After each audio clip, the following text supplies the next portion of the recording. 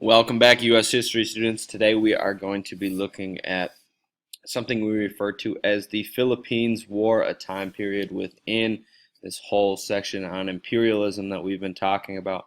And also, right at the end, we'll talk about the concept of something called missionary diplomacy, which is really important to understand in order to figure out how the United States is really acting with other countries at this time. So let's review quick. We know that we're fighting the Spanish-American War during this time. 1898, the United States and Spain get into a war within the country of Cuba. But actually, this war was a bit in part sparked due to the United States' relationship at the time with the country of the Philippines. We know where the Philippines are, and if you aren't exactly sure, it's off of the coast of China, close to Japan, but it's an island nation basically in Asia. The Philippines were a colony of the Spanish, and by all accounts, the Spanish were not treating them very well. They were kind of trampling over the human rights of the Filipinos. They did not set up a fair government for them. They were a colony. The Spanish were using the Philippines kind of as a source of resources. And the United States, one, wanted to stop the Spanish from doing that, and two, had a very high interest in the location of the Philippines due to its close proximity to the rest of Asia. And we'll talk about that in a second. But Commodore George Dewey sent a bunch of U.S. ships to the Philippines even before the Spanish-American War really had started. This kind of sparked those actions to take place in Cuba and Teddy Roosevelt and the Rough Riders and all of that. But we sent a bunch of ships to the Philippines and sunk a bunch of Spanish ships in their harbor, kind of signaling to them like, hey, we are going to take over the Philippines. This is going to be ours. And we, as the United States, were welcomed in by the Filipino people. They believed, hey, the United States is here to rescue us from Spain. This is going to be great. We're going to get our independence. Thank you, United States. Well, that was definitely not the case here. And it became very clear after the Treaty of Paris and Spain sold the Philippines to the United States that we had no intention of granting them their freedom. And there was this guy, Emilio Aguinaldo, here. And he was thinking, man, this could be my chance and our chance to finally rid ourselves of any outside forces. He believed that they were going to be able to revolt against the United States and gain their own independence. He led a military revolt against the United States, and by all accounts, it was a disaster for the Filipinos. Our military crushed theirs after a couple of pretty bloody years fighting. Almost 200,000 people died within 3 years, and kind of a dark spot in American history. We set up many concentration camps. We decided that we need to build a wall. We built a giant wall, and we put a bunch of Filipinos inside of it within these concentration camps. Many of them died due to disease and poor sanitation. By all accounts, we committed some pretty heinous war crimes during this time and pretty much crushed the Filipino military revolt in this case. It was led by this man here, right here, Emilio Aguinaldo, but it was not successful. The Filipinos did not gain their independence from us. After all of that, we set up a government very similar to the one that we had in Puerto Rico and still have today. And until 1946, the United States remained in control of the Philippines until they were finally granted their independence. But why do we care so much about this little island nation? It's not like there's a whole bunch of resources we could have gotten out of it.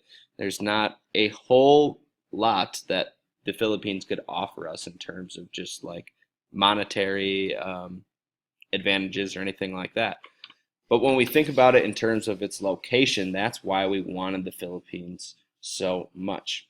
Philippines is very close to Asia, especially the growing nation of China at this time.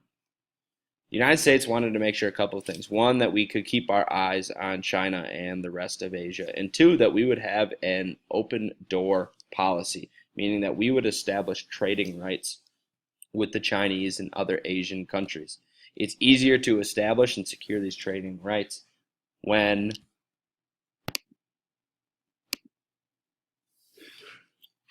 sorry about that. So it's easier to secure these trading rights when we have territory that's near the places that we want to secure trading rights with. The Philippines offers us some military advantages. We can put a naval base there, keep an eye out on these people that we want to trade with, and it also just gives us proximity. You're more likely to trust somebody and trade with them when they control or are present in some sort of territory that is next to you as a nation. So that's really that concept of the open door policy.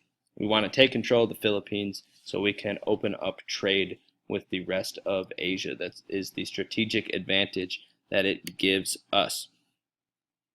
Now, the Roosevelt corollary, it's kind of like a new Monroe Doctrine. It's just a term that I want you to understand and be able to relate to that concept of why we are going into parts of Latin America, which we're not really going to talk a ton about. But Puerto Rico and Cuba are kind of wrapped up in this as well. So remember, in 1823, we demanded through the Monroe Doctrine that Europe stay out of our way, specifically staying out of south of our border in Latin America, but also South America and parts of North America as well. The Roosevelt corollary, put out by Teddy Roosevelt, basically just said that the U.S. would use force to protect our economic interests in Latin America. So if any part of our business and American business interests were being messed with in Latin America, we said that we are going to respond militarily. We're going to use force, just like the Monroe Doctrine. It's just kind of reestablishing this to the rest of the world. We ended up invading Nicaragua at one point due to them taking over of the banking system in Nicaragua that was run by the United States, but that's really beside the point. We should just know that we're still establishing and putting out to the rest of the world that our interests should not be messed with. Dollar diplomacy is another term that we use to describe this time period, and it was the fact that William Howard Taft, president at the time, created a policy that said the U.S. government would guarantee loans made to foreign countries by U.S. businessmen, flat out saying that we guarantee all of our business doings in this country, and that if any of our businessmen aren't holding up the end of their bargain, our loans are going to be guaranteed, further tying in the United States government with our country's economic doings and our economic happenings.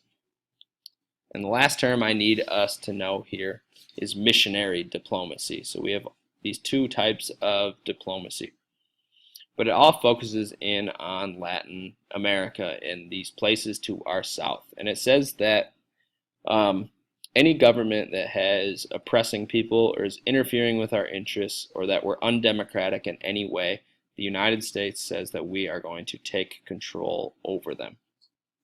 Now that's a pretty powerful statement because it says basically that if you do anything that we don't like, the United States is going to invade, intervene, and take control of your particular country. And we did that in many parts of in